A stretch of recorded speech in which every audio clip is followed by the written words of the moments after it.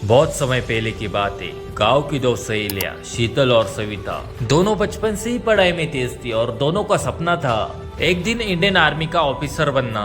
जब भी सेना की परेड टीवी पे आती दोनों एक साथ देखते और कहती एक दिन हम भी ऐसी वर्दी पहनेंगे और माता पिता का नाम रोशन करेंगे। लेकिन सपनों का रास्ता इतना आसान नहीं था। चुनौतियां, शीतल के घर की हालत बहुत ही कमजोर थी। पिता खेतों में मजदूरी करते थे।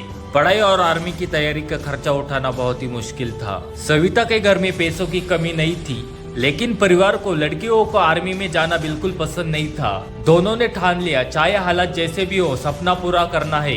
संघर्ष की शुरुआत सुबह 4 बजे उठकर दौड़ लगाना, फिर पढ़ाई करना और फिर घर का काम। शीतल मिट्टी के मैदान में नंगे पैर दौड़ लगाती क्योंकि स्पोर्ट शूज खरीदने के लिए पैसे नहीं थे। सविता घर वालों की डांट सुनकर भी ग्राउंड में तैयारी करती। दोनों मेहनत कर रही थी, पर हर कोई सोचता था कि लड़कियां आर्मी में कैसे जाएगी। जब आर्मी की पहली लिखित परीक्षा हुई तो दोनों ने परीक्षा दी।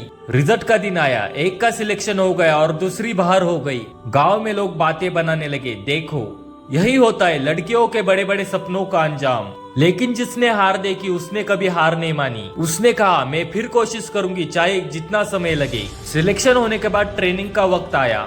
सुबह 5 किलोमीटर दौड़, सैकड़ों ग्राउंड में प्रैक्टिस, हथियार चलाना सीखना और मानसिक मजबूती की तैयारी। बहुत बार थककर गिरने की नौबत आई, लेकिन दिल में एक ही आवाज थी। कुछ ही सालों बाद गाँव में गाड़ियों का काफिला आया। सारे गाँव वाले इकट्ठा हो गए, ढोल नगाड़े बजने लगे। गाँव वाले चिल्ला रहे थे, देखो हमारी बेटी आर्मी ऑफिसर बन गई।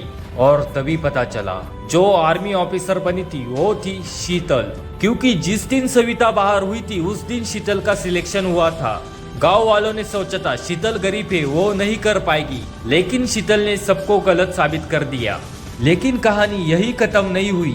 कुछ सालों बाद सविता ने भी हार नहीं मानी और आखिरकार अगली बार सिलेक्शन पाकर वो भी आर्मी ऑफिसर बन गई।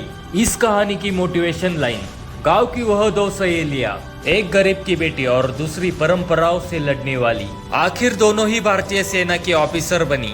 यह है असली मोटिवेशन। हालात चाहे जैसे भी हो, अगर हिम्मत और मेहनत हो तो सपने पूरे होकर ही रहते हैं। आपको ये कहानी कैसी लगी कमेंट में जरूर बताएं।